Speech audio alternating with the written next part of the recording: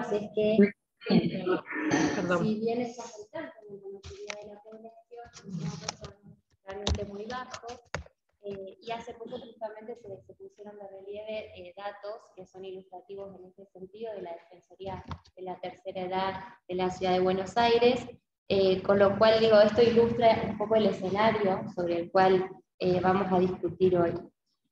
Por otro lado, también quería destacar que en la actualidad se está prestando especial atención a las condiciones, a los modos de vida de las personas mayores y al rol del Estado y de sus políticas en relación a su protección social, ¿no? Y esta actividad es muestra también de ello. Eso creo que es resultado en parte de lo que nos dejó la pandemia, ¿no? De las situaciones que se visibilizaron y de la necesidad también que se hizo evidente de revisar este estado de cosas. Y por otra parte, una novedad de estos tiempos es los términos con los cuales se están dando estos debates, ¿no? Porque con el avance de los derechos humanos y el reconocimiento de los derechos de las personas mayores, también se están disputando los sentidos en torno a la vejez, los modos de nombrar, los modos de ver a las personas mayores, y eso nos para también en otra plataforma para poder dar este debate. Así que bueno, estos temas seguramente aparecerán en la mesa, estarán atravesando las distintas presentaciones, así que no me voy a detener más y le voy a dar la palabra a los protagonistas de la jornada. Nos acompañan María Ignacia Costa, quien es socióloga, magíster en políticas sociales, doctora en ciencias sociales por la UBA, investigadora docente adjunta del área política social del Instituto Conurbano de la Universidad General Sarmiento, docente de la carrera de Sociología de la UBA. Actualmente dirige la licenciatura en Política Social de la Universidad General Sarmiento e integra el proyecto de investigación La protección social en un cambio de ciclo, el sistema de seguridad social argentino a partir de 2016. También nos acompaña María Celeste Cóceres, abogada, mediadora y analista informática aplicada de la Universidad Nacional del Litoral, maestranda en docencia universitaria de esta casa de estudios, docente de Derecho de la Seguridad Social de la carrera de Abogacía, coordinadora académica y docente de la Tecnicatura en Previsión Social. Participa en proyectos de investigación y de extensión vinculados con la seguridad social, así como también cuenta con publicaciones en revistas científicas y en libros relacionados con la temática.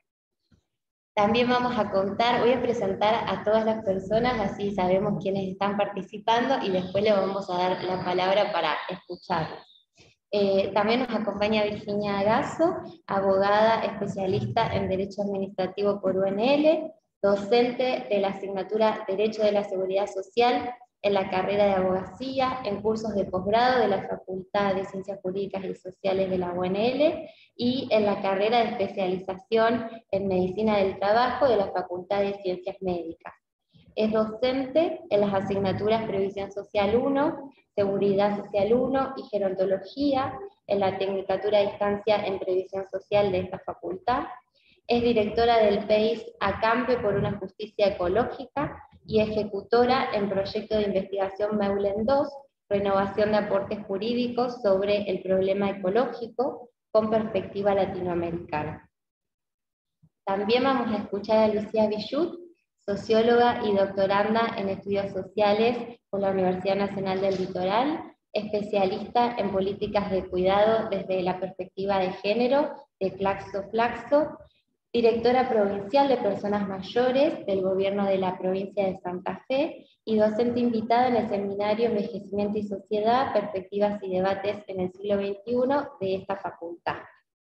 Y también Martín Huber, que es técnico en Administración de Empresas por la Escuela Superior de Comercio 44, promotor sociocultural con adultos mayores y director del Hogar de Ancianos en la Fundación Berta Bauer de Molenkov. Bueno, después de todas estas presentaciones, extensos currículums, le voy a dar la palabra entonces a Ignacia, quien va a abrir esta mesa. Yo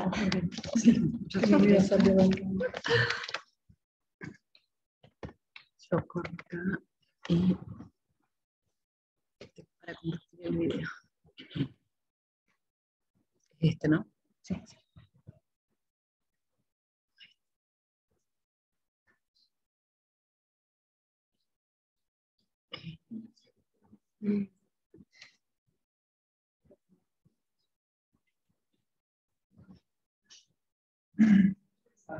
No, quiero ponerla.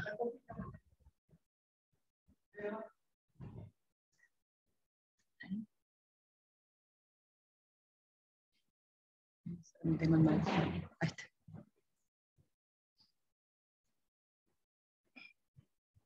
Bueno, buenas tardes. Muchas gracias por la invitación. Es realmente un gusto estar acá. Es muy lindo la propuesta de la mesa y la invitación. Así que muy contenta de estar con ustedes hoy acá. Yo en esta presentación voy a retomar, gracias. En esta presentación voy a retomar algunas cuestiones que venimos trabajando en el marco del equipo de investigación que mencionaba recién Sofía. En ese sentido, digamos, es un acumulado de producción colectiva que digamos, en el marco de la cual fuimos trabajando las transformaciones las transformaciones de la seguridad social en los últimos 30 años, ¿no? Desde inicios de los años 90 hasta la actualidad. Particularmente analizando el sistema previsional y el sistema de asignaciones familiares. En un cruce entre categorías específicas del mundo del trabajo y digamos, categorías específicas del mundo del trabajo marcadas especialmente por la debilidad de protección o la ausencia de protección. Y de ahí entonces un poco la propuesta de la presentación de hoy, que tiene que ver con abordar el problema de la protección y desprotección de los adultos mayores en los inicios del siglo XXI en la Argentina, teniendo en cuenta dos ejes o dos cuestiones que me parece que son centrales para pensar las condiciones de vida digamos, en la etapa o en la edad jubilatoria, y que efectivamente de alguna manera configuran, digamos, condiciones diferenciales de protección y de reproducción. Una es la cuestión de la cobertura horizontal y de la cobertura vertical. Esto es, digamos, cuando me refiero a la cobertura vertical me estoy refiriendo a la suficiencia de las prestaciones. Y la otra es la cuestión de la segmentación o la estratificación de los beneficios. ¿Por qué digo y hago énfasis en estas dimensiones? Bueno, porque justamente no es lo mismo estar o no alcanzado por los beneficios previsionales, como tampoco es lo mismo acceder a un haber mínimo que, digamos, a los haberes más altos del sistema previsional argentino. Para situar un poquito el problema del cual me quiero ocupar, quiero plantear dos coordenadas, una que tiene que ver más con una cuestión estructural y otra con un punto de inflexión o un hecho histórico, digamos, de relevancia. La primera entonces tiene que ver con el hecho, digamos, o con algo que conviene recordar, y es que el sistema previsional argentino está diseñado sobre la base de principios contributivos, ¿no? Y esto significa que el acceso a los beneficios previsionales, y no solo a los beneficios previsionales, sino, digamos, a una seguridad social completa, que podríamos decir, ¿no? A las asignaciones familiares, a obra social, a seguro de desempleo, accidente del trabajo, ¿no? Digamos, a una seguridad social completa está estrechamente vinculado con el vínculo que las personas tienen con el mercado de trabajo, ¿no? Es decir, a ese esquema de protección acceden los trabajadores asalariados formales. Esto significa que, digamos, dentro de esta modalidad organizativa se excluye a personas cuya trayectoria laboral estuvo afectada por el desempleo, por el no registro en la seguridad social, por la dedicación al trabajo no remunerado, por periodos de inactividad laboral, etc. En segundo lugar, entonces, plantear, digamos, como hito histórico, si se quiere, las condiciones que revela, digamos, la crisis del 2001 en la Argentina, ¿no? Y que tienen que ver con, digamos, un momento en el cual se ponen de alguna manera en evidencia las transformaciones del mundo del trabajo y particularmente el gran problema de la precarización y la informalidad laboral.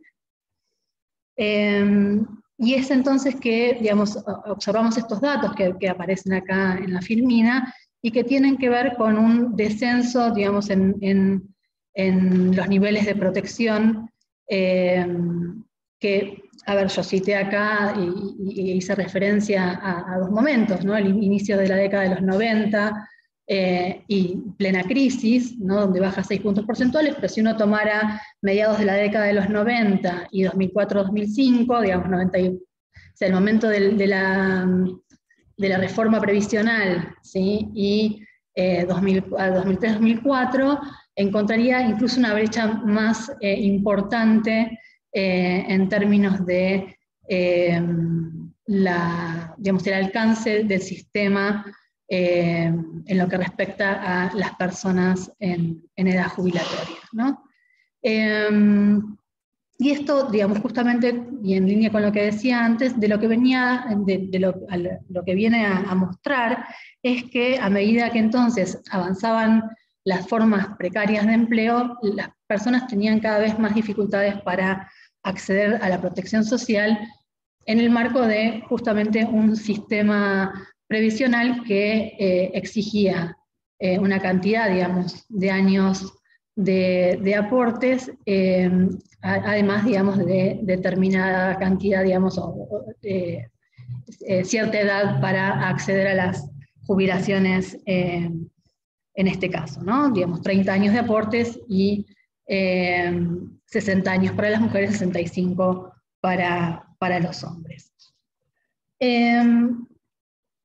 Si miramos este gráfico, vemos que este problema, al que yo aludía recién, se extiende o persiste en el tiempo. Es decir, esta relación conflictiva entre mercado de trabajo y protección social es un problema que 30 años después, o 20 años después, en realidad, digamos, si contamos desde el 2001, persiste, ¿no? Y entonces acá lo que vemos es que en 2021 aproximadamente la mitad de la población en edades activas, es decir, entre 18 a 59 años, no estaba cotizando en el sistema de seguridad social, ¿no?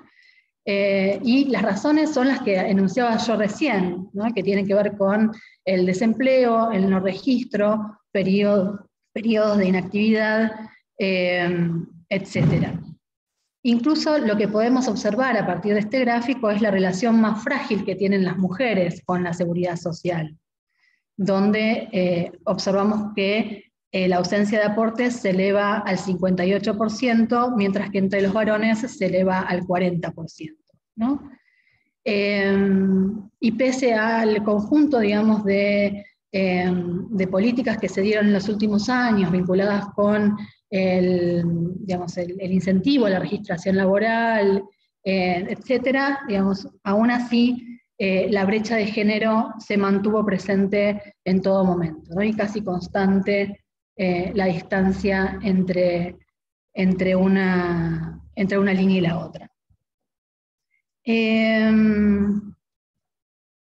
Este débil acceso, digamos, a la seguridad social, además sintetiza un panorama, digamos, o el panorama de esa población de 18 a 59 años, que está, digamos, conformada en un 50% por, digamos, me refiero a esta población,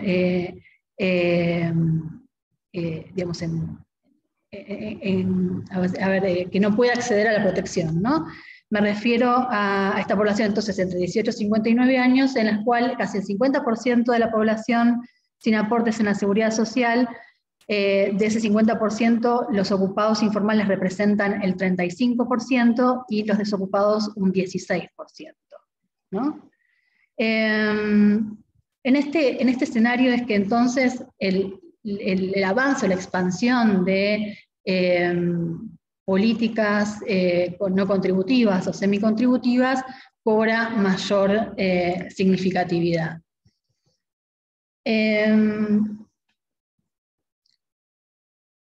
Yo voy digamos, a retomar, digamos, algunas de las transformaciones que se sucedieron en el periodo 2003 y 2015 para contrastarlas de alguna manera con lo que pasó luego con el periodo 2016, 2019, incluso con el periodo de pandemia, y mirar estas transformaciones o una selección de ellas a la luz de estas dos dimensiones que pretendo abordar y que tienen que ver con la cobertura y la cuestión de la segmentación. Una primera cuestión tiene que ver con la caracterización de estos dos periodos. Digamos, desde el equipo de investigación hablamos de un periodo de contrarreforma previsional para referirnos al periodo 2003-2015, un periodo en el cual lo que observamos es que la legitimidad de las políticas y de las acciones se basaron muy especialmente en un proceso de diferenciación con la década de los 90 y particularmente de confrontación con los principios neoliberales. Y que en el caso del sistema previsional en particular, esta, digamos, confrontación se vio muy especialmente con lo que significó el proceso de reestatización previsional, que de alguna manera tensionó los principios de privatización y de individualización que habían caracterizado la política previsional de los años 90. Y por otro lado, por un proceso, digamos, de ampliación de la cobertura que también contrasta con lo que había sucedido en el periodo anterior. Me voy a adelantar, digamos, a esta forma de caracterización de los periodos, como digo, para poder poner en cuadro de alguna manera, o encuadrar un poquito la exposición.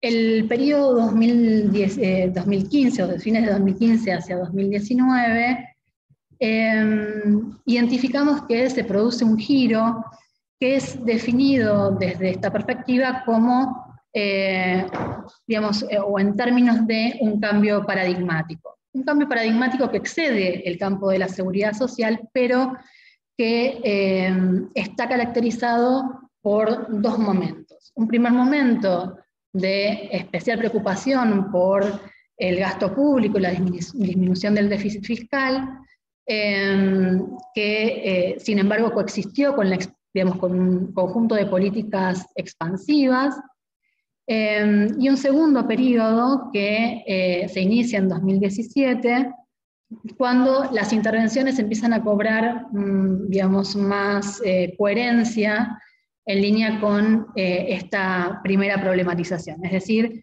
digamos, un periodo en el cual se empieza a observar la disminución del gasto, políticas que atienden directamente a las demandas de los sectores empresarios, fundamentalmente vinculadas con la disminución de la carga tributaria y la flexibilización del mercado laboral. En ese marco es que tiene lugar, digamos, la presentación de un conjunto de proyectos de reforma tributaria, laboral y previsional hacia finales de ese año. El periodo de pandemia lo vamos, digamos, o de inicios del gobierno del Frente de Todos, lo vamos a abordar con más resumidamente y sin jugarnos tanto con las caracterizaciones, digamos, porque es un proceso aún en curso, pero en el cual sí, digamos, se producen ciertos cambios vinculados con el sistema previsional, en los cuales digo, que también es conveniente, son convenientes señalar. Aun cuando, digamos, también se observan ciertas preocupaciones en línea de continuidad con el periodo anterior, ¿no? Digamos, la preocupación por la cuestión del déficit fiscal persiste, aunque digamos, convive con preocupaciones también más direccionadas hacia los sectores vulnerables. Entonces, yo lo que me estoy midiendo es la hora. O sea, ok. Vos analizan. ¿Y nada más? Okay. Bueno, entonces, perdón. Bueno, entonces, lo que quiero señalar acá, o quiero rescatar de este primer periodo, son 3 elementos que nos permiten dar cuenta o explicar los movimientos en términos de la cobertura horizontal y vertical.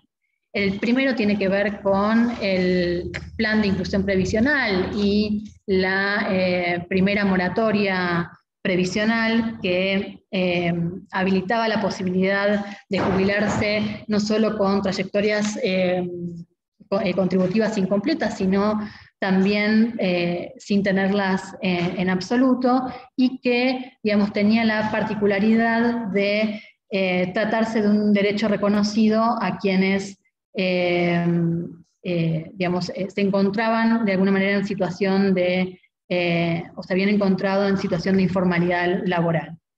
Pero además, digamos, la moratoria previsional, y lo vamos a ver luego cuando retomemos el tema de la pensión universal para el adulto mayor, tenía la particularidad de ser un beneficio que no estaba, digamos, devaluado con respecto a las jubilaciones contributivas, o no se encontraba segmentado con respecto a las jubilaciones contributivas. Además, era un beneficio que no podía perderse, ¿no? Es decir, uno podía contar con otros ingresos e igualmente conservarlo, generaba derecho a herencia y su monto mínimo era el de la jubilación contributiva mínimo, aunque en los primeros años coexistían con el descuento de los haberes en concepto de cotizaciones adeudadas. La segunda moratoria previsional, que se establece en el año 2014, tiene la particularidad de incluir criterios socioeconómicos a la hora de seleccionar a la población destinataria, ¿no? Esa es una diferencia importante con respecto a la primera. Y una tercera cuestión que quería señalar con respecto a las transformaciones institucionales que se producen durante este periodo, refiere al lugar que tuvo la Ley de Movilidad Previsional, ¿no? Que en el año 2008 y de la mano de las recomendaciones de la Corte Suprema de Justicia, que frente a la enorme la gran expansión que hubo de juicios previsionales, consideró que se estaba de alguna manera incumpliendo el derecho constitucional a la movilidad y recomendó que se implementara un mecanismo de actualización automática de las prestaciones. Entonces es en el año 2008 cuando se sanciona esta primera ley de movilidad que permite ajustar los distintos tramos de haber de manera semestral, ¿no? Y en este cálculo de la movilidad previsional incluye, y esto para compararlo con lo que pasa después, tanto la valoración de los recursos tributarios como la variación general de los salarios o la remuneración de los trabajadores estables, promedio de los trabajadores estables. Entonces, veamos acá qué es lo que pasa en términos de la cobertura previsional durante el periodo. Lo que se observa es, efectivamente, y lo que decíamos en algún momento, una importante expansión de la cobertura, y especialmente vemos esta expansión desde el año 2006, 2007 en adelante, ¿no? Cuando se establece la primera moratoria previsional, ¿sí? Lo que podemos observar es un salto bastante importante que, digamos, en el año 2010 aproximadamente alcanza al 85% de las personas en edad de jubilarse, ¿no? Incluso lo que podemos observar a partir, digamos, de la implementación de la moratoria previsional es que se reduce la brecha, ¿no? Entre hombres y mujeres, ¿no? Una brecha que era muy importante durante el primer periodo, entre el 2003 y el 2005, esa brecha se reduce notablemente con el impacto de esta medida en la cobertura previsional. Ya hacia 2012 empieza, digamos, a observarse un poquito la caída, digamos, de la cobertura, y es ahí cuando se pone en marcha, en realidad 2 años después, la segunda moratoria previsional. Con respecto a la cobertura vertical, una forma de aproximarnos a esta cuestión es a partir, digamos, del cálculo de la tasa de sustitución del haber mínimo y del haber medio en relación al salario mínimo vital y móvil, y en este caso al RIPTE, al ingreso promedio de los trabajadores estables. Lo que podemos observar, digo, y me voy a detener acá en ese periodo, 2003-2015, es que, por un lado, al cabo, digamos, del periodo, es decir, hacia 2015, efectivamente el ingreso,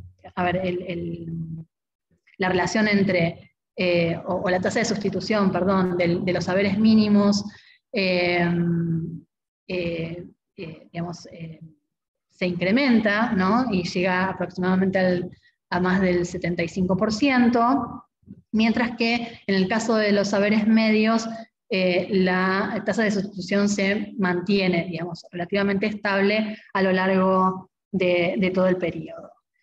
En este sentido, lo que sí es importante hacer notar, y esto en relación a una de las medidas que señalaba anteriormente, es decir, el lugar que tuvo la ley de movilidad previsional, es que hasta 2008 inclusive el aumento de los haberes previsionales era proporcionalmente más bajo que el de los salarios. Y esta cuestión se invierte a partir de la ley de movilidad previsional y el desaceleramiento también del ritmo de los incrementos salariales en un contexto inflacionario, ¿no? Digamos, el impacto, digamos, de estas medidas de estas medidas trae como resultado, de alguna manera, una evolución más pronunciada en el caso de los haberes mínimos y digamos, más compasada, si se quiere, en el caso de los haberes medios.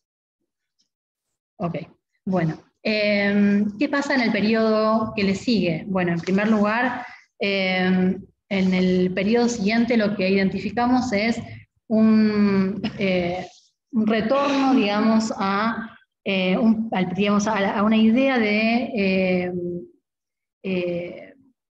basada, digamos, en el principio contributivo de la protección social, ¿no? Es decir, esto que decimos acá, el retorno a un contributivismo excluyente. Y esto, digamos, en algún sentido repone o tracciona ciertos principios, digamos, del periodo neoliberal, en los que se valoraba especialmente la contribución, es decir, la idea del pago, ¿no? Y esto fundamentalmente se observa con la puesta en marcha de la pensión universal para el adulto mayor y digamos, y el lugar que esta medida ocupa en la estructura del sistema previsional, ¿no? Es decir, por un lado, apunta a subsanar, digamos, las debilidades de la moratoria previsional como instrumento de expansión de cobertura. Por el otro lado, es un instrumento más asistencial, si se quiere, en tanto y en cuanto representa el 80% del haber mínimo, esto es, no es un escalón por debajo, ¿sí?, de los beneficios a los cuales acceden quienes hayan cumplido con los años de aporte y los años de aporte requeridos por el sistema.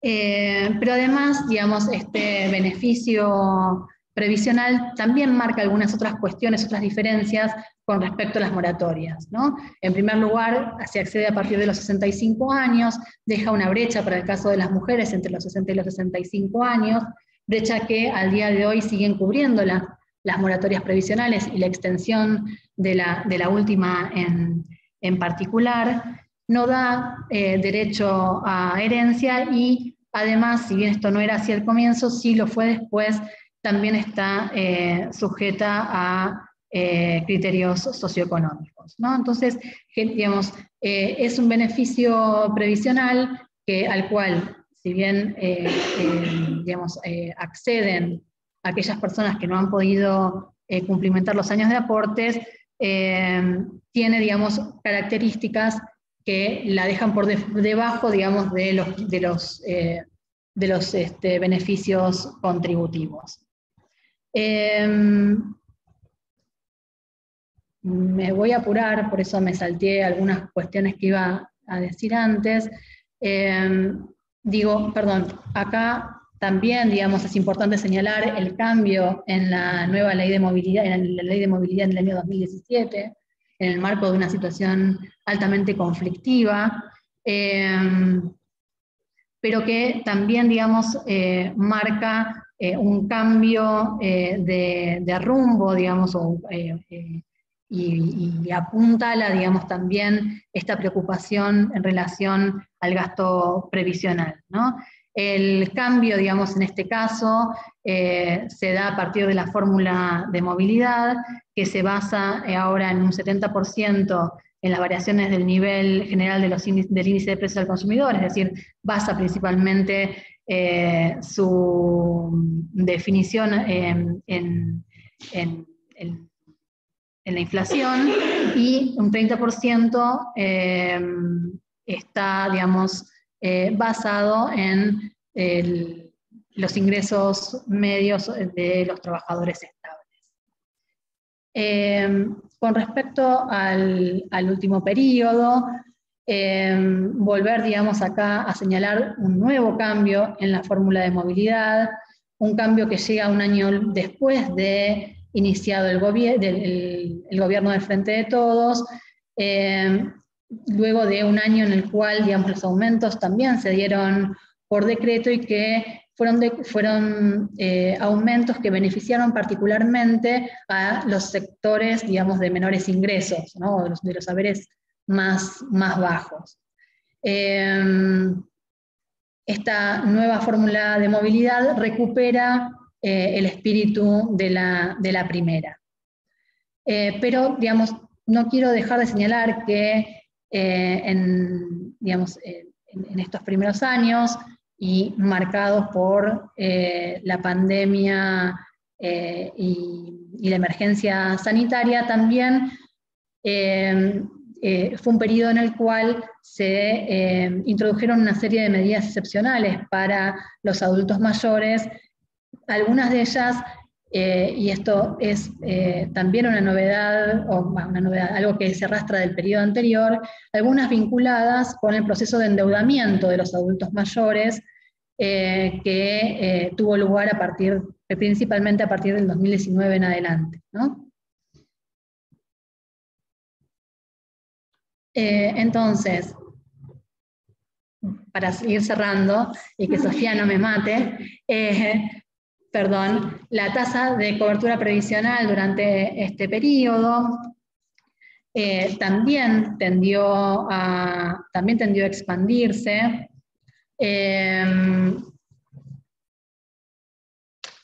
Un poco alentada por la pensión universal por el adulto mayor, pero también por la persistencia de las moratorias previsionales. En este último gráfico, lo que vemos entonces es la sustitución de los saberes, y acá también lo que podemos observar es que en un proceso de desaceleración, de profundización del proceso inflacionario y de depreciación de los salarios, tanto la tasa de sustitución del haber mínimo como la del haber medio aumentan a partir de 2018, momento en el que no solamente entra en vigencia la ley de movilidad, sino que además entra en vigencia la garantía del 82% del salario mínimo vital y móvil estipulado dentro de esa misma ley, que tiene especial impacto en los haberes mínimos. Y creo que me voy a quedar acá, solo por ahí decir que, digamos, la preocupación por la segmentación o la cuestión de la calidad y la estratificación de los beneficios viene de la mano justamente de esa brecha que se produce entre las prestaciones no contributivas y las prestaciones no contributivas de menor calidad que las contributivas, y de las distintas formas de acceso que tienen al sistema los trabajadores o las distintas categorías de trabajadores, ¿no? Y por distintas categorías de trabajadores me refiero a aquellos que están amparados por la ley de contrato de trabajo, pero también a aquellos que han sido formalizados en el último tiempo por la vía de distintos regímenes. Y acá me refiero a los trabajadores rurales, me refiero a las trabajadoras de casas particulares, me refiero también a los trabajadores independientes que están inscriptos o bien en el régimen de monotributo o bien en el régimen de autónomo, ¿no? Para todos ellos, las formas, digamos, de acceso a la protección son diferenciadas, y de ahí que, digamos, que también haya que poner cierto ojo a la hora de pensar un sistema previsional que iguale en derechos, que sea más ciudadanizador, más universal. Bueno, cierro acá, aunque... Muchas gracias. Gracias. Vamos a darle ahora la palabra a Cecilia Berino. Virginia.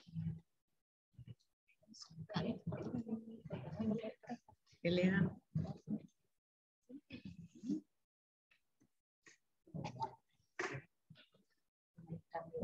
Seleccione ahora. No, Virginia.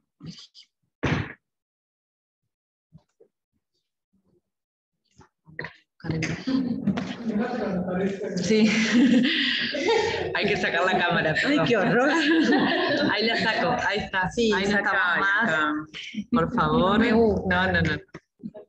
No. Hermosas. Unas ojeras. Esta es breve esquema. Sí, breve esquema. Bien. Y vamos a... Vayan anotando si tienen preguntas para hacer a las expositoras, después vamos a hacer una ronda de intercambio de preguntas.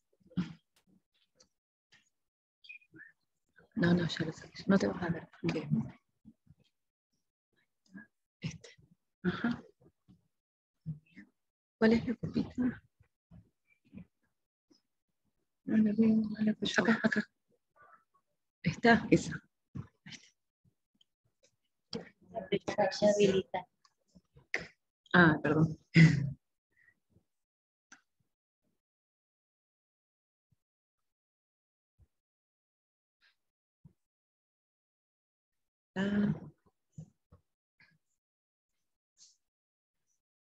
está. Sí.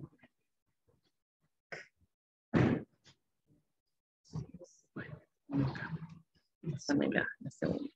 Sí.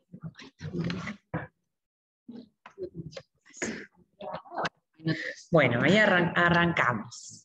Bueno, yo soy María Virginia Gasso y soy auxiliar docente en una de las cátedras de Derecho de la Seguridad Social, cuya titular es la profesora María Luz Leiva, de esta facultad, y además ejerzo la profesión en la rama Derecho de la Seguridad Social. Por lo tanto, todo lo que dijo Ignacia lo vemos en la práctica, vemos esta necesidad de las personas mayores de reunir los 30 años de servicio y a veces no habían estado formalizados y no saben, o no hay posibilidad de incorporarse dentro de una moratoria, entonces quedan estoy justamente atravesando una situación con una señora que es boliviana. Ya expongo, pero quiero contar esto porque me dejó muy angustiada, porque tiene el ingreso al país en el año 74 y trabajó cuando era chica, y a los 18 los cumple en el 80, y no podemos regularizar con moratoria, que es esto lo que vos explicabas, Ignacia. ¿Qué quiere decir eso? Regularizar años de servicios, pagando en cuotas esos aportes que nunca existieron, en carácter de autónomo, no es ama de casa, es autónomo con una categoría bajita para pagar poco, costurera, corsetera. Ella trabajó siempre en casas particulares y nunca la registraron. Pero como el ingreso al país es en el 74, pero su residencia permanente es en el 84, no va a entrar en moratoria porque necesita desde el 80 regularizar deuda. Y hay que avisarle que no va a poder. Y la angustia que produce eso, porque ya tiene la edad, bueno, ahora veremos con la nueva ley 5.110 si es posible que acceda a una prestación no contributiva de carácter provincial. Pero, es decir, yo pensaba empezar a hablar de lo que es la seguridad social, que es esa parte de la política pública que tiene como fin protegernos a todas las personas de aquellos hechos que se van a presentar por la sola razón de vivir, y de no vivir solito, aislado, sino en relación con los demás. Y que una vez que ocurren esos hechos, generan necesidades que son socialmente tutelables. ¿Y en qué se va a ver reflejada esa necesidad? ¿En una ausencia o paralización de los recursos habituales o en un incremento de gastos, de egresos? Sería muy terrible en nuestra vida si no existiera la seguridad social.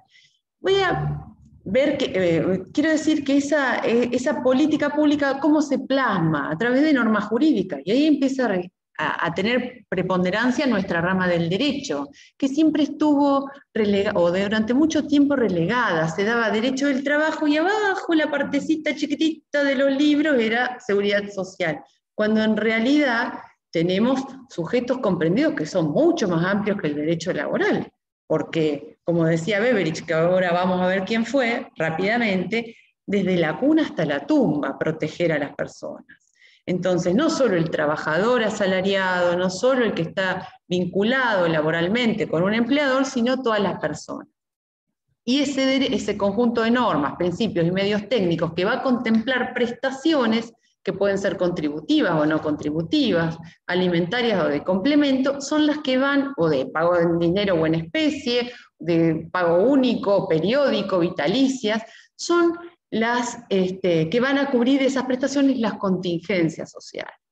Nosotros a la vejez la concebimos como una contingencia biológica, que sabemos que desde la gerontología se habla que uno empieza a envejecer desde que nace, pero la vejez para la seguridad social, en lo que nuestros regímenes contemplan, es aquel derecho al descanso, el final de la vida laboral, de la vida de una persona, cuando ya tiene una edad determinada, es un criterio cronológico el que utiliza la legislación tanto de los sistemas contributivos, no contributivos, un criterio cronológico, es decir, a determinada edad, como dijo Ignacia recién, 60 la mujer, 65 el varón, otros regímenes equiparan las edades, esto no sé si después te vas a referir,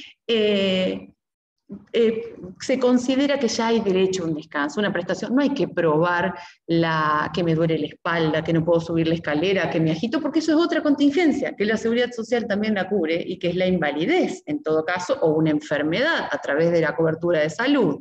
Entonces, primero que nada, las contingencias sociales van a ser nuestro objeto de esta rama del derecho. ¿Y por qué yo puse acá los modelos de Bismarck y Beveridge?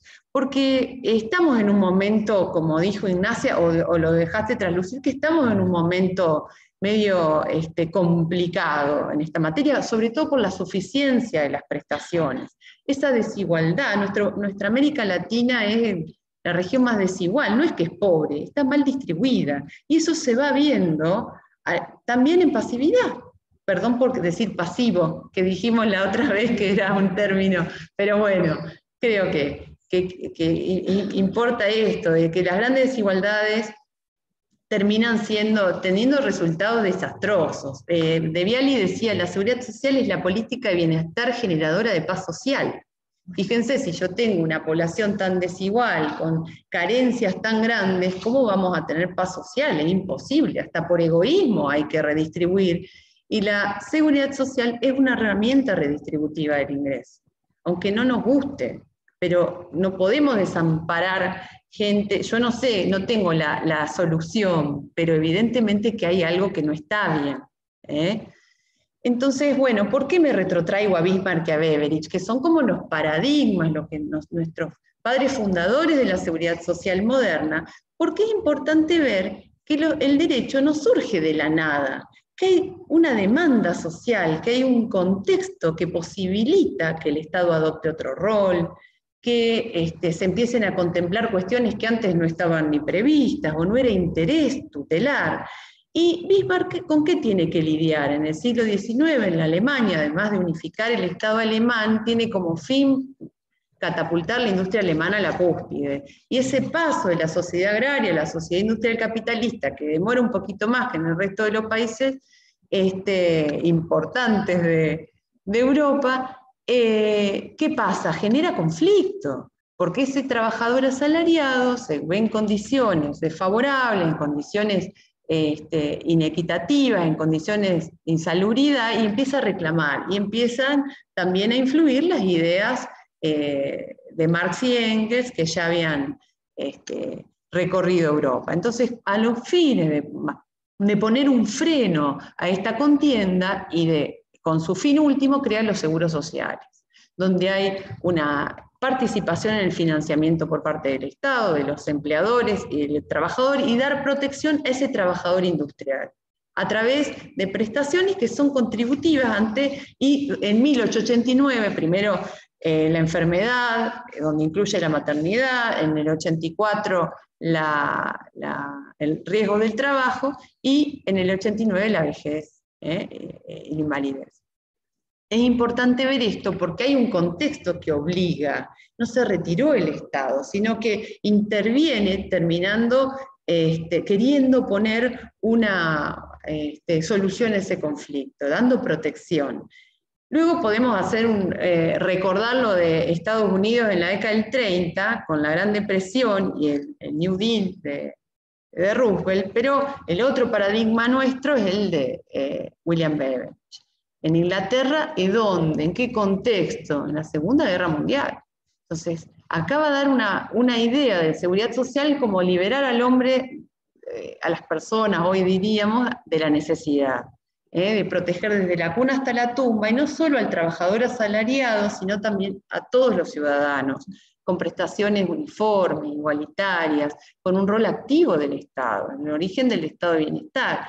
Entonces, ¿por qué lo traigo a colación a esto? Porque a veces se piensa que desde el individualismo, desde el yo solo puedo, se pueden resolver las cuestiones. Y esto me parece que no es posible desde el ombligo propio salir adelante en un contexto tan adverso.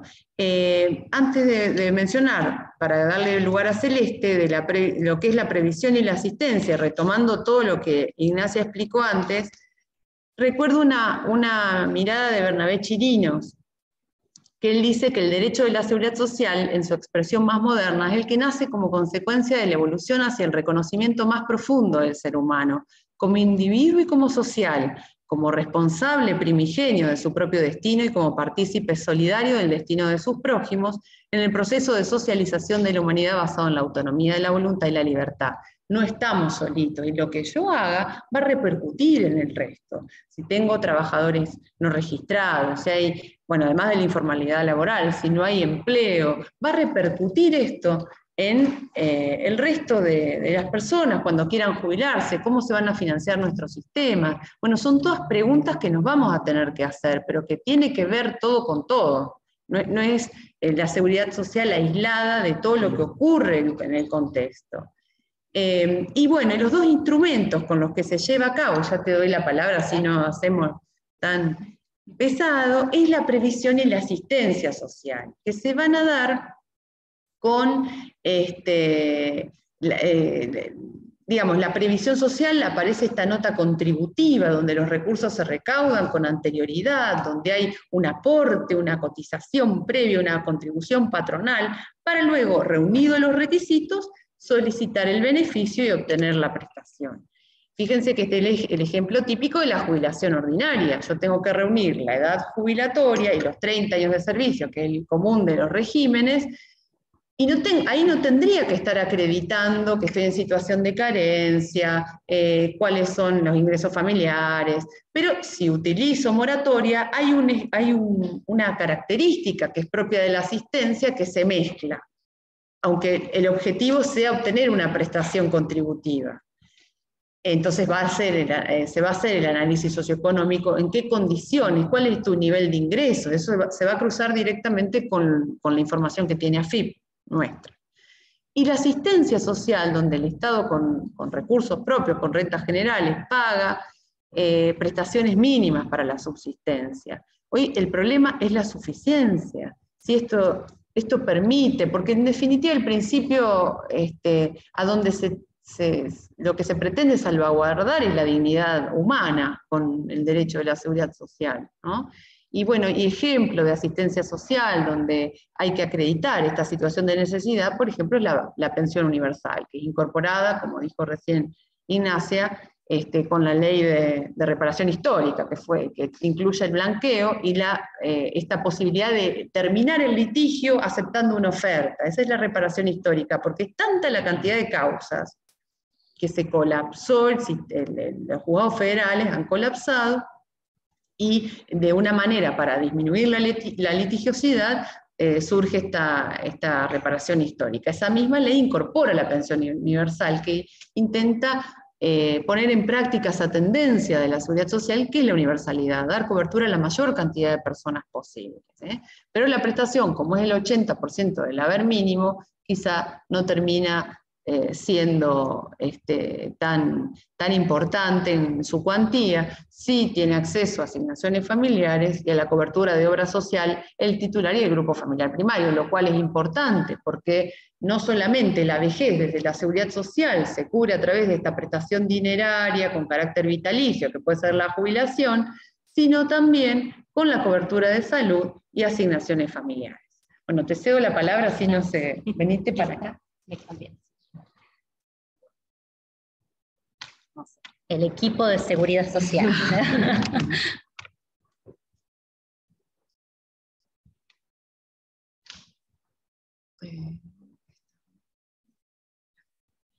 Saqué la cámara.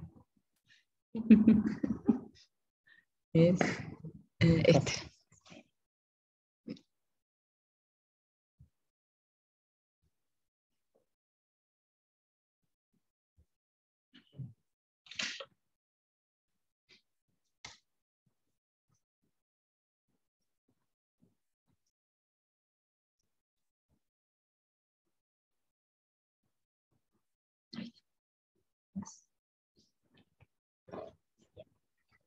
Bueno, siguiendo un poco con lo que venía planteando Virgi, o sea, la idea nuestra, representando un poco a la cátedra las cátedras de Derecho de la Seguridad Social, era un poco plantear esto de que la vejez, la seguridad social, se viene enfocando en la cobertura desde hace mucho tiempo, no es algo reciente, ¿sí? Virgi hablaba de Bismarck, es decir, fines del siglo XIX, no solo en Alemania, sino también en nuestro país, la vejez era una preocupación del Estado y era entendida como una contingencia social, es decir, como un evento que requiere de una tutela social, ¿sí? Que requiere de un Estado presente para brindar una cobertura en un momento en que la persona, esa persona protegida, tiene dificultades para proveerse de sus ingresos, ¿no? En sus inicios la vejez estaba más vinculada por ahí a la idea de casi de invalidez, ¿no? Entonces, las edades previstas para acceder a la prestación por vejez tenían que ver principalmente con la edad que rozaba la esperanza de vida. Si hablábamos de una esperanza de vida de 60 años, la jubilación se otorgaba a los 55, 60 años, ¿no? Voy a decir, bueno, aquel que sobrevivía a la edad que estaba previsto, ¿no? Que ya no es tema, bueno, el Estado aparece y le da alguna prestación como para brindar cobertura. Pero fuimos avanzando, ¿no? A lo largo de la historia y se han ido brindando distintos tipos de cobertura a las cuales Ignacio hizo referencia al comienzo y Virgi retomó después. Entonces, por ahí, como para complementar un poco lo que Virginia exponía, la idea era plantear algunas cuestiones, ¿no? Que estaba bueno traerlos a esta mesa de diálogo, que tienen que ver con enfoques de la vejez desde la seguridad social. Una cuestión primaria es el uso de las palabras, algo que Virgi sin querer se pisó hace un ratito y que surgió de una de las charlas pasadas, que tiene que ver con qué palabras utilizamos cuando nos referimos a las personas mayores. Y una que sale, pero porque la tenemos muy incorporada, es la de pasivos, ¿no? Hablamos cronograma de pago a los pasivos. Se jubiló el pase a la pasividad, ¿no? Y esto es por lo menos contradictorio si estamos queriendo pensar un envejecimiento activo, ¿no? Si es un envejecimiento activo, no podemos llamarlos pasivos. Entonces, desde la seguridad social, en primer lugar, tenemos que proponernos un cambio en las palabras que tenemos internalizadas, ¿no? Entre ellas esto. Nos sale muy fácilmente decir, los activos financian a los pasivos, ¿no? Haciendo referencia a que el aporte de los trabajadores se destina para financiar las prestaciones de los que ya están jubilados. Entonces, bueno, primer cuestión, tener cuidado entonces en qué palabras elegimos y cuáles utilizamos para referirnos. Otra cuestión que me interesaría traer acá como para ir tirando, ¿no? Cuestiones como para reflexionarlas y de última debatirlas, tiene que ver con la edad jubilatoria. Primero hay una cuestión que históricamente en la mayoría de los regímenes se ha mantenido, que es diferenciar la edad a partir de la cual empieza la vejez para mujeres y para hombres, ¿no? Y es una distinción binaria. Retomando un poco lo que en el último encuentro habíamos hablado con Walter Giribuela, ¿no? Tenemos que tener en cuenta otras realidades y no podemos desde el derecho pensarlo de manera binaria, ¿no? Por una cuestión de justicia, es decir, por ahí, desde lo práctico sería más viable tener una edad unificada. La edad que fuere, ¿no? Pero unificada para hombres y mujeres, entonces que no quede atado a una cuestión de sexo, género, identidad o cómo se autopercibe una persona, sino que todas las personas que han trabajado o no, que cumplen determinada edad, pueden tener cobertura frente a la vejez. Y la otra cuestión respecto de la edad jubilatoria, ya no es tan políticamente correcta de nombrarlo, pero que tiene que ver con qué cubrimos cuando cubrimos la vejez.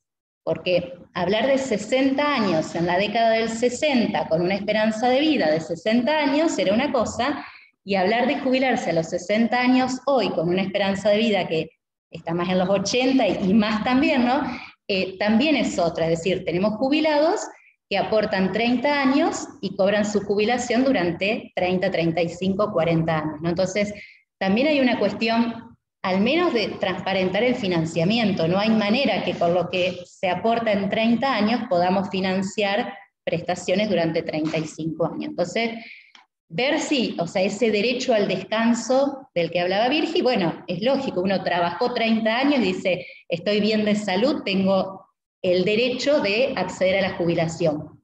Y también, ya que sigo en el punto que sigue, la compatibilidad, que está vinculado con esto de la edad. el hecho de que la jubilación sea un derecho que tiene la persona que comienza a atravesar la vejez, no una obligación. Es decir, que uno tiene la edad jubilatoria y tenga la posibilidad de acceder a una jubilación, pero no que sea la jubilación obligación, ¿no? Como guillotina, es decir, tiene la edad, se lo intima para que se jubile. Porque también el paso de el estar trabajando a pasar a un estado de jubilado requiere una reconstrucción de la dinámica personal, familiar, ¿no? Entonces, también entender esta posibilidad. En el ámbito nacional, por ejemplo, del CIPA, jubilaciones nacionales, que son a las que acceden los trabajadores dependientes del ámbito privado, los monotributistas, los autónomos, la regla prácticamente es la compatibilidad. Es decir, uno está trabajando, tiene la edad, se puede jubilar y continúa trabajando, si quiere, en el mismo puesto, cobrando la misma remuneración, o puede, una vez que está jubilado, si cesó en el empleo, luego reingresar a la actividad. Y es compatible. Uno cobra la jubilación y cobra la remuneración. Entonces ahí aparece un poco esta idea de derecho, decir, bueno, me jubilo, tengo este ingreso asegurado, pero se me permite seguir trabajando. No ocurre lo mismo, bueno, en regímenes provinciales, municipales, ¿no? donde se requiere el cese para poder acceder a la jubilación, y tampoco ocurre, que por ahí me interesaba traerlo acá a este ámbito, con los profesionales universitarios. Es decir, el abogado, el médico, el contador que viene trabajando, si quiere acceder a la jubilación, tiene que dar de baja la matrícula en todos los ámbitos en los que haya, en todas las provincias en las que esté matriculado. Y a veces son cortes abruptos, ¿no?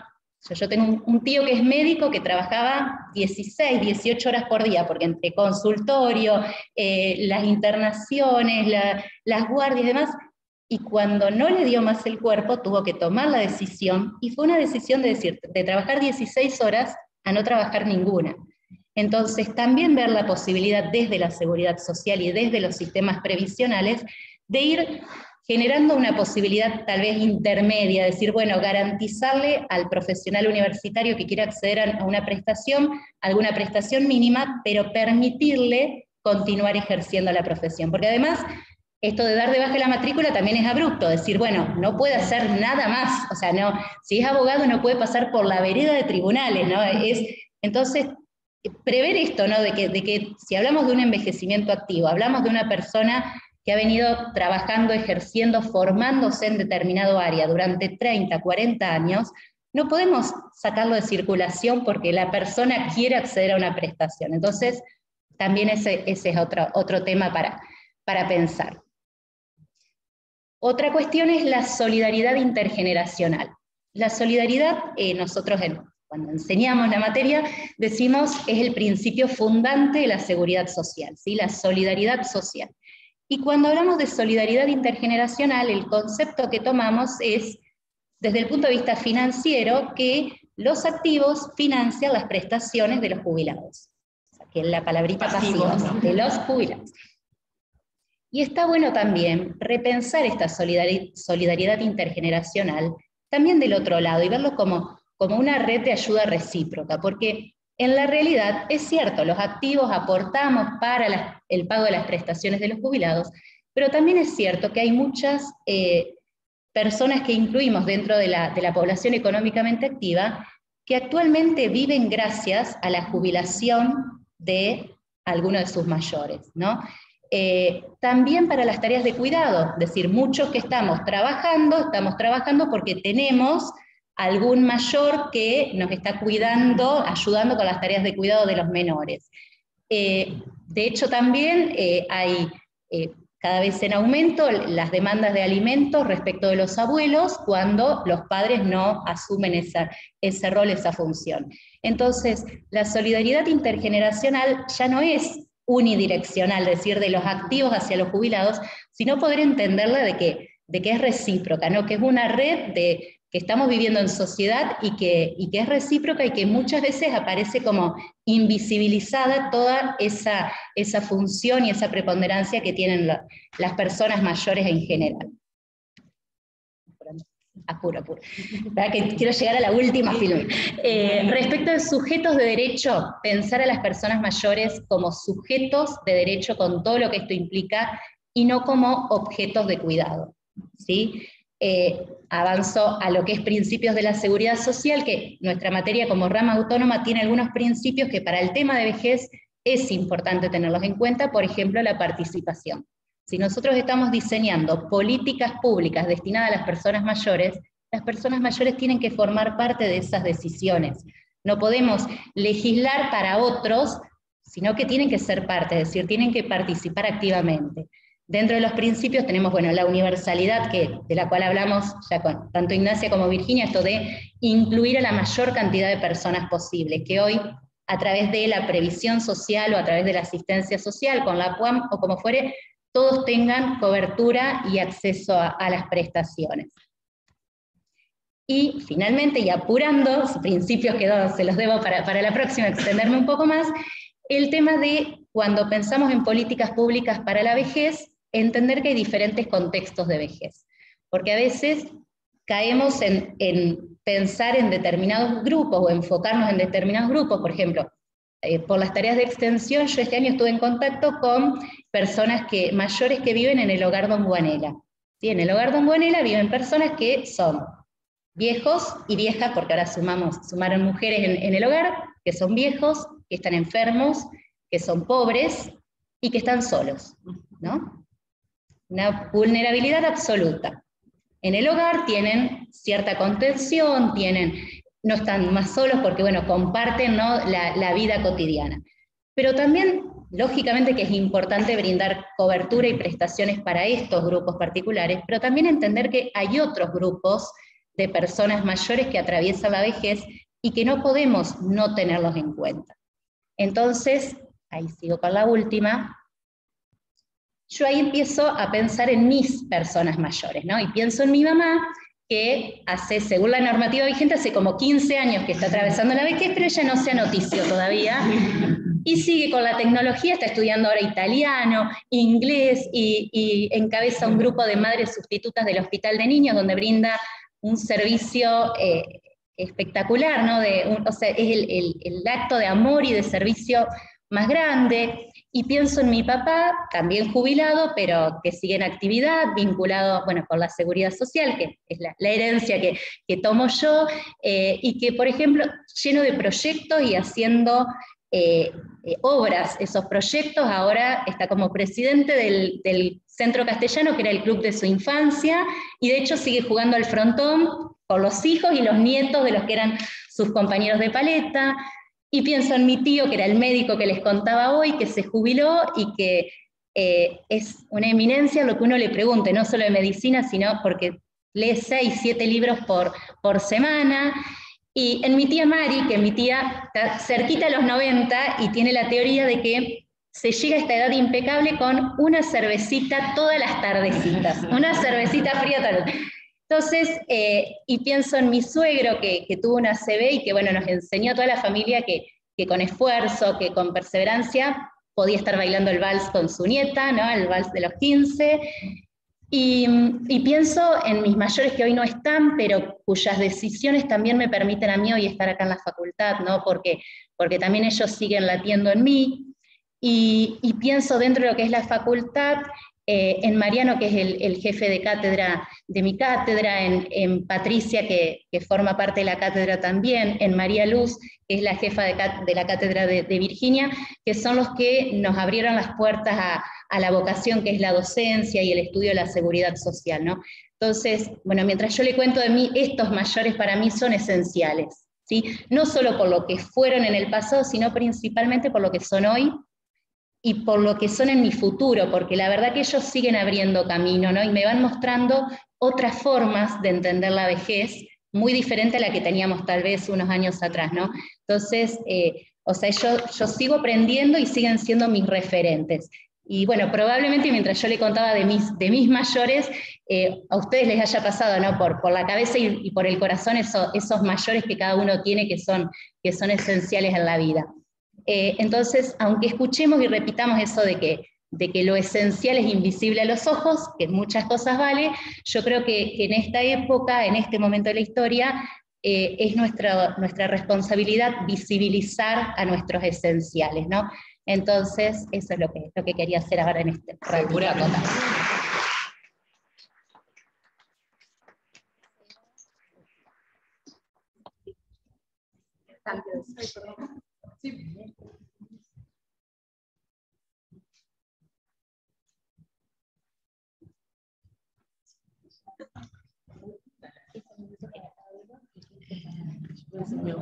¿Viste?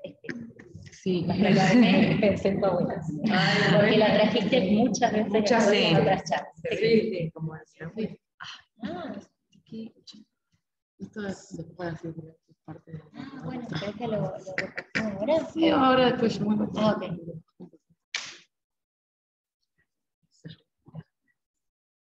Bueno, ahora vamos a escuchar a Lucía Bichú. ¿Dónde está? ¿No salgo en la cámara? ¿Sí? ¿Querés? No. ¿Seguro? Qué mola el que lo escucha, ¿no? ¿Se abrió esto? Bueno, no, yo voy rápido. Bueno, Ya trato. estoy acostumbrada. ¿No? Sí. Puedo ganar 5 minutos.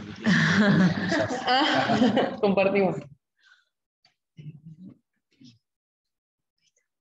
¿Se ve? El F5, sí. Ahí está. Bueno, yo soy Lucía, soy socióloga y esta vez voy a hablar como directora de personas mayores de la provincia. Y más que nada enfocado a, digamos, varias partes de los que estuvieron hablando las expositoras, pero desde el lado de la gestión, digamos, ¿no? Del lado de la docencia, de la teoría. Y pensaba en todo lo que trabajábamos, en todo lo que tratamos de hacer desde la dirección y cómo en lo que les vengo a mostrar algunas cosas y seguramente van a faltar más, aparecen todos esos tipos de viejos y viejas. Los que todavía lamentablemente no tienen ninguna cobertura, digamos, económica, por ejemplo. Tenemos muchas personas entre 60 y 65 años que tenemos anotados. El servicio social, digamos, tiene un sistema tenemos anotado cuándo van a cumplir 65, entonces les damos el turno para que puedan acceder a la PUAM. Tenemos un montón de personas que necesitan, como bien hablábamos, digamos, no alcanza, digamos, con esa no contributiva o con esa jubilación mínima, a pesar de que es muy bueno, digamos, que puedan tener una obra social, pero muchas veces no alcanza. Entonces también tenemos distintos tipos de apoyo y después tenemos otros programas que tienen que ver con lo que el Estado, digamos, tiene que construir para las personas mayores, que no pasa por la asistencia alimentaria, de residencia o económica, sino que pasa por otro lado, que pasa por la integración a la comunidad, vamos a decirlo de alguna manera, y que hay muchas de esas personas aquí que participan de un montón de esas instituciones, y también son esas personas mayores que forman parte a través de sus instituciones, de sus representantes del Consejo Provincial de Personas Mayores, los consejos municipales, y que trabajan para esas otras personas mayores que estaba nombrando antes, que también necesitan de ese trabajo. Bueno, nosotros en la provincia de Santa Fe tenemos 19 residencias públicas provinciales, somos la provincia que más mantiene, digamos, ese esquema. Existen hace muchísimo tiempo, desde los 70, y están pensadas y planificadas para situaciones de vulnerabilidad social, familiar, económica, y bueno, están distribuidas por toda la provincia. Bueno, hay algunas fotos de nuestras personas mayores en las residencias. Yo lo veo distinto acá, perdón. Ahí va, esa es la foto. Después tenemos un programa de alojamiento permanente de personas mayores, que son convenios que celebra la Dirección de Personas Mayores con ONG, digamos, organizaciones de la sociedad civil, municipios y comunas, para distintos tipos de situaciones. Lo que no dije antes es que nuestras residencias son para personas autónomas y autoválidas que tienen desarrollo social.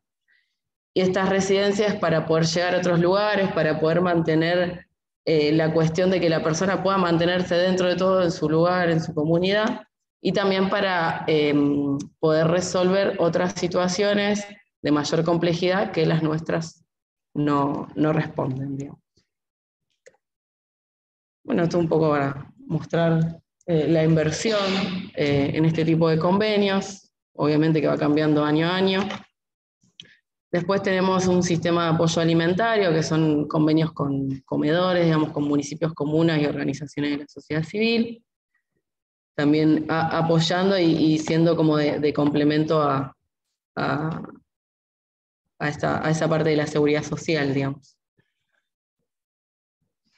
Bueno, también se hacen convenios con municipios, comunas y organizaciones de la sociedad civil para estas prestaciones.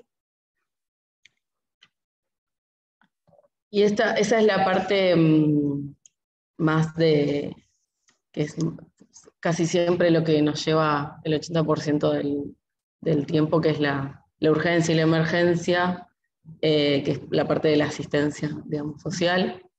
Y lo que sigue a continuación es tratar de mostrar lo que tratamos de apuntar hacia el desarrollo social, siempre tratando de llegar al desarrollo social de la persona, como el mismo ministerio lo apunta. Bueno, tenemos programas de formación.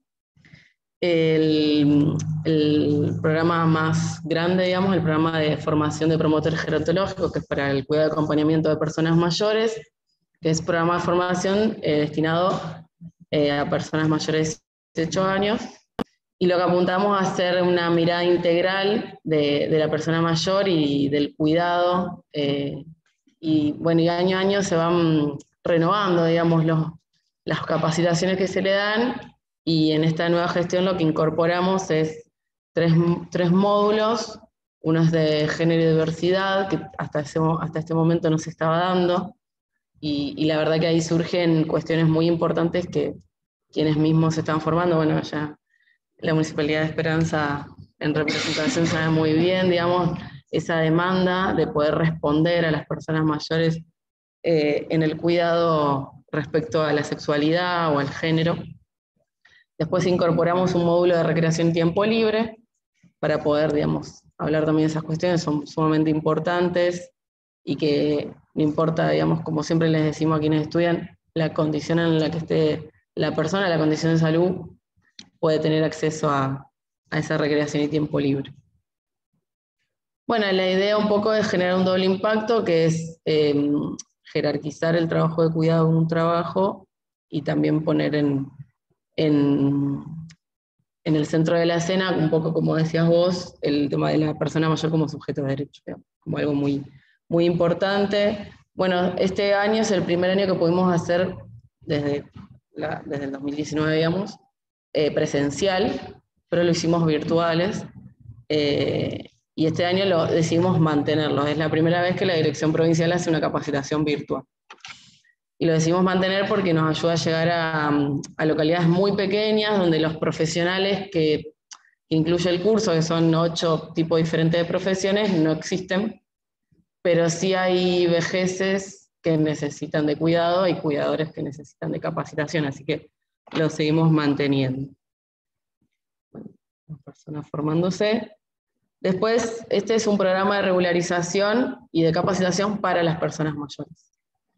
En particular, lo que vimos en el inicio de la gestión es que en general los centros de jubilados, club de abuelos, como las instituciones que más se conocen, o otro tipo de instituciones donde participan personas mayores, no tienen su documentación al día, lo que les dificulta acceder a distintos programas municipales, nacionales, provinciales, internacionales, de todo tipo, y que es importante para su trabajo en la comunidad.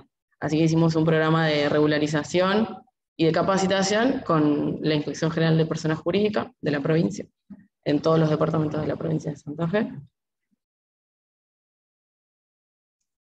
Después largamos con la Dirección de Defensa del Consumidor un programa de capacitación que estamos desarrollando ahora, que es Personas Mayores y Entornos Digitales, sus derechos como consumidoras, que es un poco brindar herramientas para cuidarse, digamos, en distintas compras, en estafas que no son exclusivas hacia las personas mayores, pero bueno, estamos en la dirección de personas mayores, así que toca hacerlo para ese grupo poblacional y bueno, un poco brindar algunas herramientas que empoderen a las personas mayores y permitan utilizar distintas, por ejemplo, billeteras virtuales, que frente al miedo muchas no usan, o muchas sí, o bueno, esas cuestiones que a veces suceden.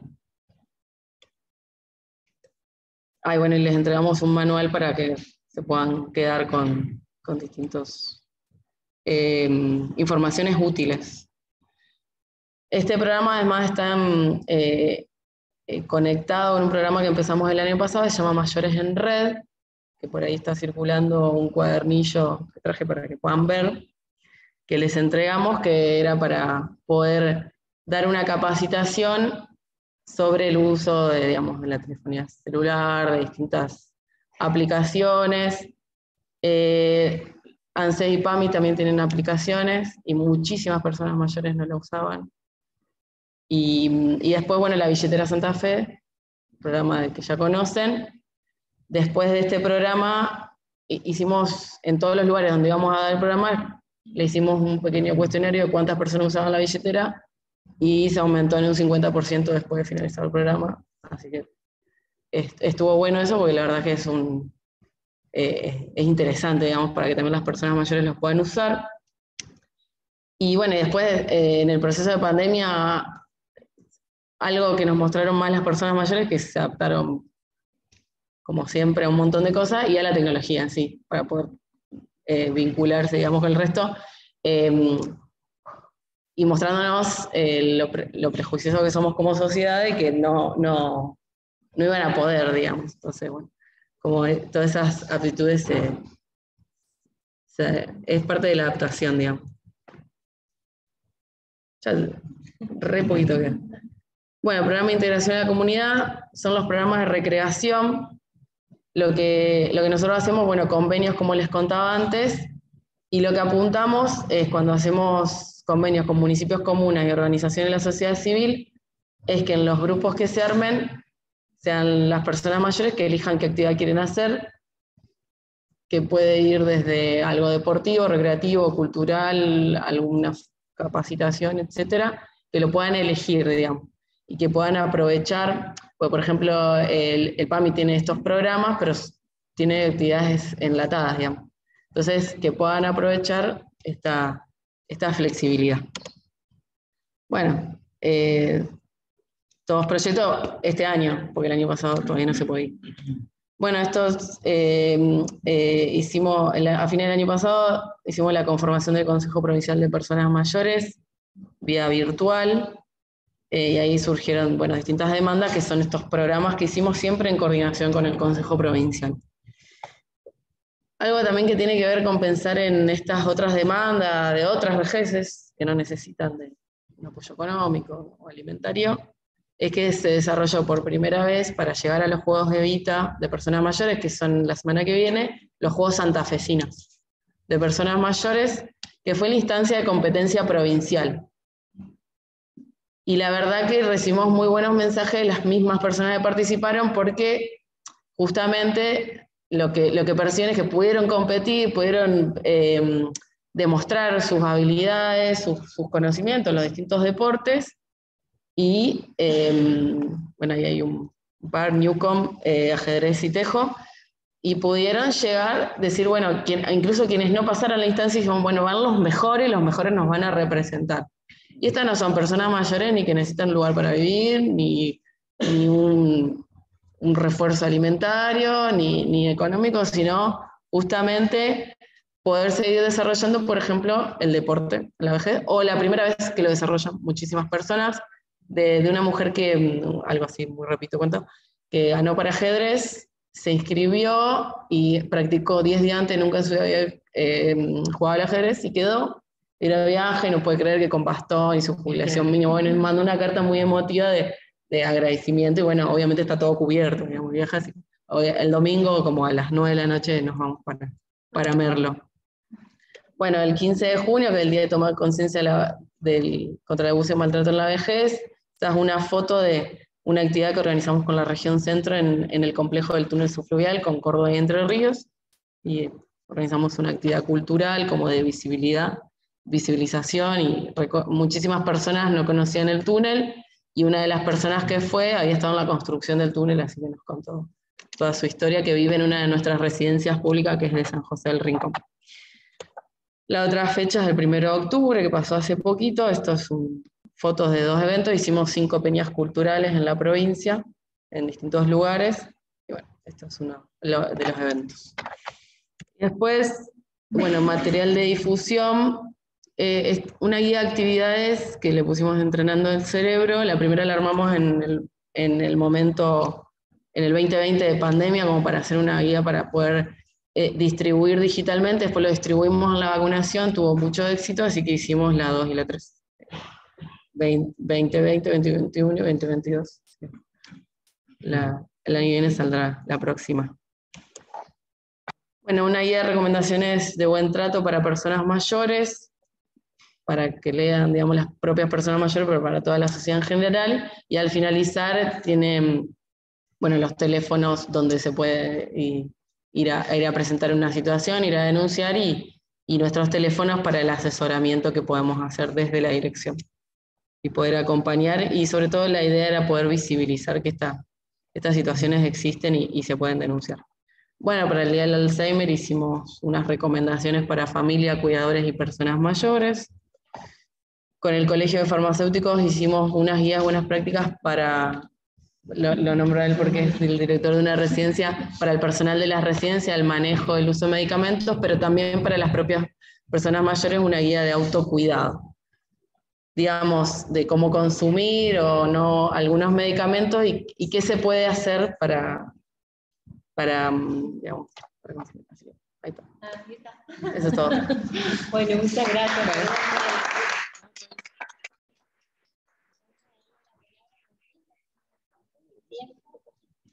Si lo puedes contar así.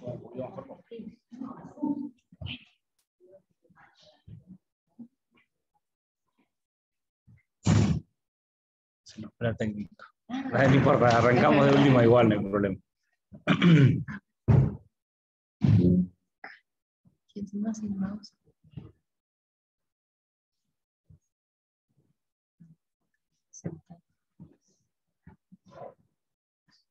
¿Está acá en el escritorio? Sí. Creo que es, a ver...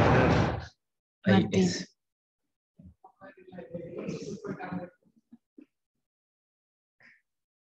Ahí se debería abrir. Ahora sí. Ahí está. Bien.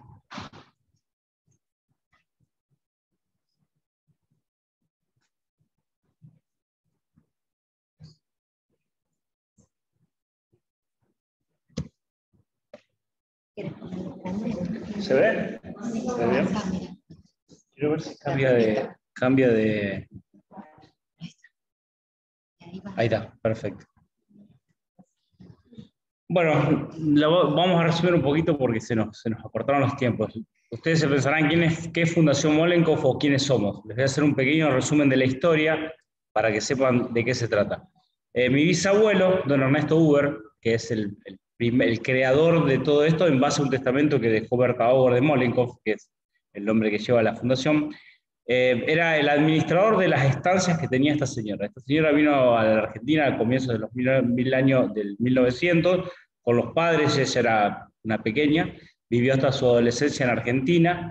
Los padres en ese momento, de parte del gobierno, recibieron importantes tierras para que empiecen a trabajar. El padre de Berta Bauer fue el fundador del pueblo de Bauer y Siegel, no sé si lo han sentido nombrar alguna vez, está cerquita de San Francisco, Córdoba, pero pertenece a Santa Fe. Bueno, mi bisabuelo era el administrador de sus campos. Ella vivió hasta su adolescencia, después volvió a vivir a Alemania, Stuttgart, que era la ciudad de origen. Vivió toda su vida allá, por allá por la década del 1960, fallece el marido. Entonces ella se encontraba en una situación sola, porque no tenía una sola hija que había desaparecido, era doctora y había fallecido en la guerra, en la Segunda Guerra Mundial, había sido convocada y había fallecido, y nunca tuvieron, o sea, en realidad desapareció, nunca la pudieron encontrar, así que ella se encontró sola en su vida. Lo convoca a mi bisabuelo para que viaje a Alemania. Imagínense que en esa época era todo por carta y llegó un largo tiempo. Mi bisabuelo viaja a Alemania, se encuentra con Berta Bauer. Berta Bauer le ofrece dejarle en donación todas las tierras a mi bisabuelo, cosa que mi bisabuelo no acepta porque consideraba que no le correspondía, que él había hecho su trabajo, había sido bien remunerado y que no le correspondían. Así que regresa mi bisabuelo a la Argentina. Al tiempo lo llaman de la embajada argentina en Alemania, avisándole que Berta Bauer había fallecido, allá por fines de los años de la década del 50. Así que mi bisabuelo viaja a Alemania, se encuentra con un testamento y un pedido que deja Berta Bauer, donde deja todo ya preparado y armado, el formato que hoy sigue en vigencia después de 50 años, donde pide que, con cierta cantidad de campos que le dejaba, a él como responsable, crease una fundación que tenga a su cargo un hogar de ancianos. Mi bisabuelo vuelve a la Argentina, en el pueblo de Colonia Belgrano, no sé si lo han sentido nombrar alguna vez, que era su lugar de origen, reúne gente de confianza, dentro de ellos estaba mi abuela que sería la nuera de mi bisabuelo, porque mi abuela era Gardia de apellido. Junta gente de confianza, conforma el primer consejo de administración de la fundación, y ahí empiezan a llevar adelante el proyecto. En ese momento, las dos ciudades más pujantes eran San Carlos Centro y Galvez, entonces empiezan a analizar, opta por Galvez, y ahí empieza a llevar adelante el proyecto de construcción del hogar anciano. 2 años antes de poder inaugurarlo, que fue en el año 71, 2 años antes mi bisabuelo fallece, toma el cargo de director y presidente, que en ese momento era una sola cosa, una tía abuela mía, Anita de Uber, quien fuese directora hasta el año 2002.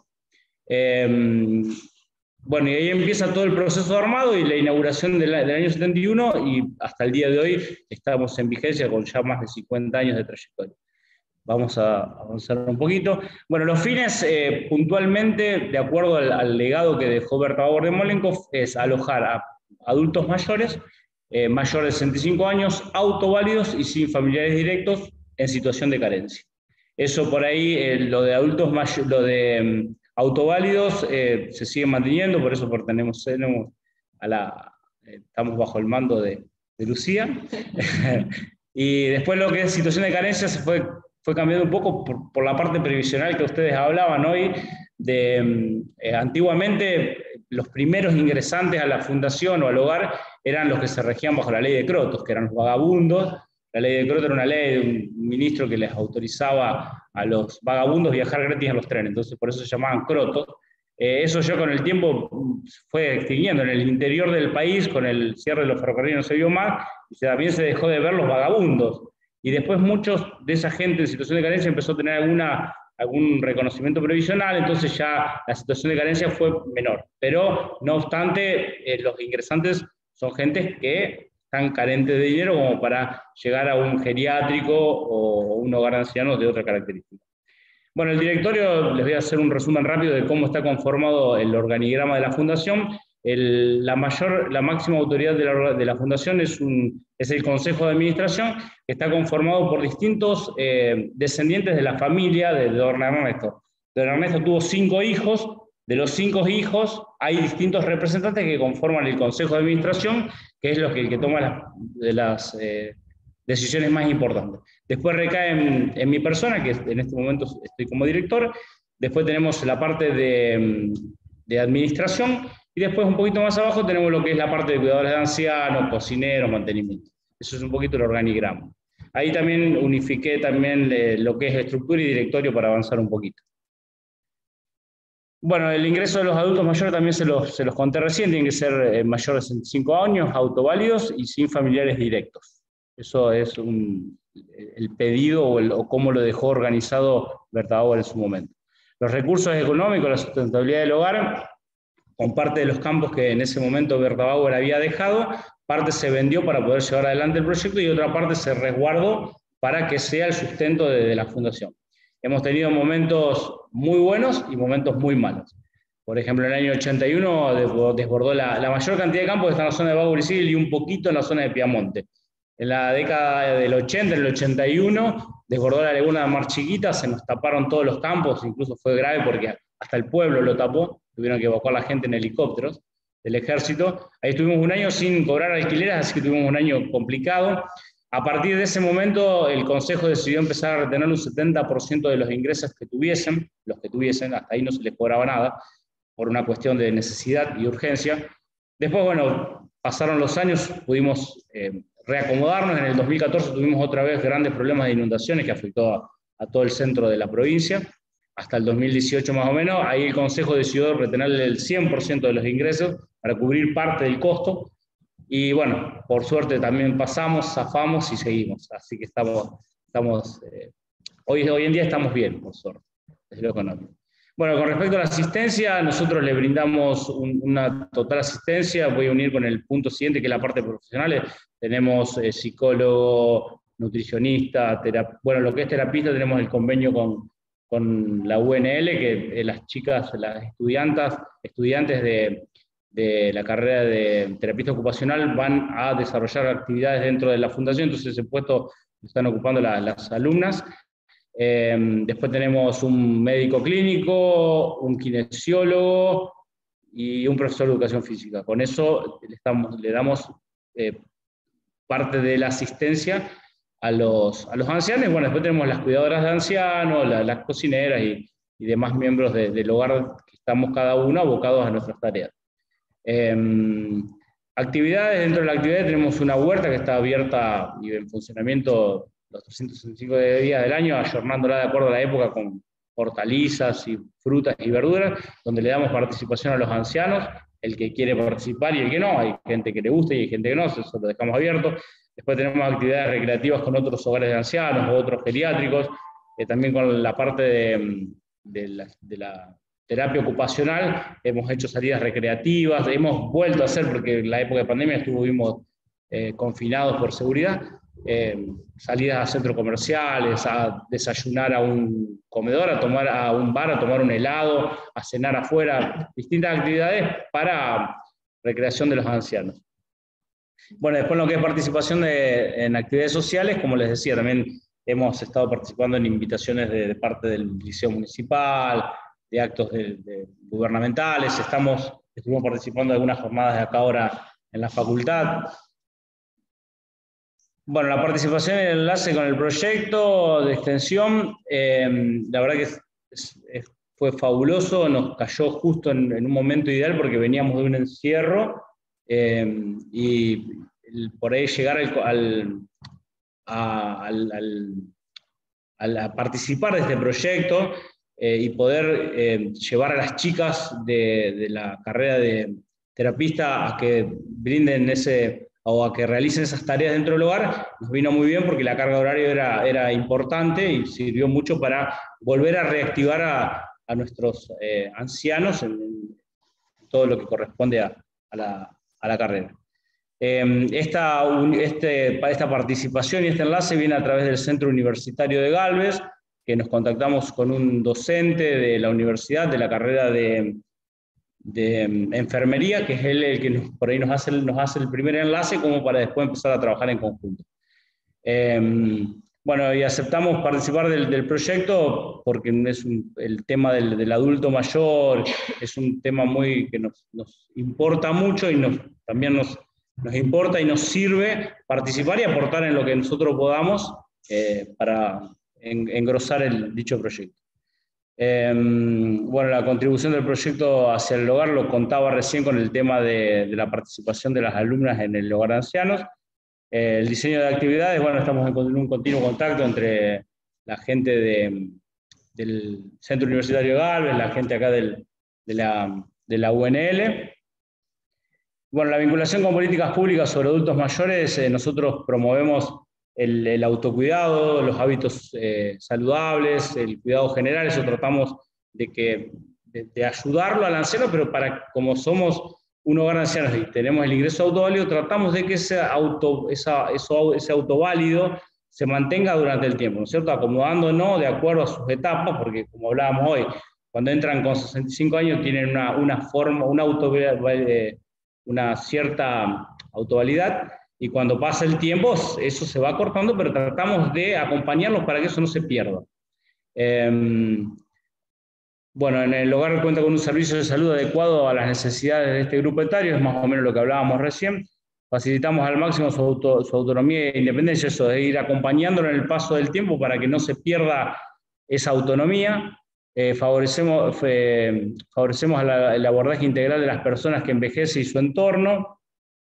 Tratamos de acompañarlo tanto a los ancianos como a sus allegados. Los ancianos que llegan al hogar de ancianos no llegan con familiares directos, o sea, esposo, esposa o hijos, sino con sobrinos, vecinos. Tratamos de incluirlos y también incluirlos en el acompañamiento de las personas mayores. Capacitamos los recursos humanos de salud en temas gerontológicos. Eso también, en base a lo que hablaba Lucía, estamos continuamente capacitándonos, y todos los cursos que van saliendo de parte de la provincia tratamos de utilizarlos para siempre brindar un servicio mejor. Facilitamos a que las personas mayores con dependencia reciban los cuidados requeridos, respetando sus capacidades y habilidades. Bueno, eso también volviendo un poco al tema anterior, es cuidarlos, pero respetarles sus tiempos. O sea, porque tenemos ancianos de 65 años y tenemos de 90 y pico. Entonces, perdón, pero bueno, es la costumbre, yo lo digo con mucho cariño. Tenemos adultos mayores de 65 años. ¿Ahí gustó más? Bueno.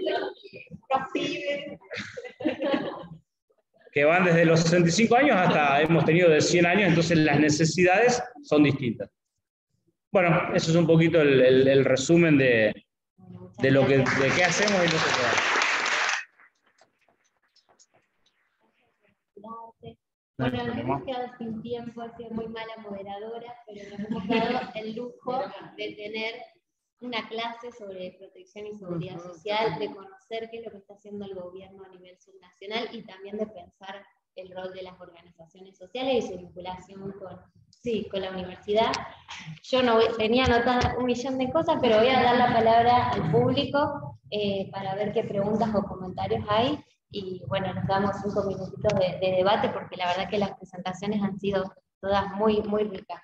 Así que bueno, escuchamos comentarios del grupo.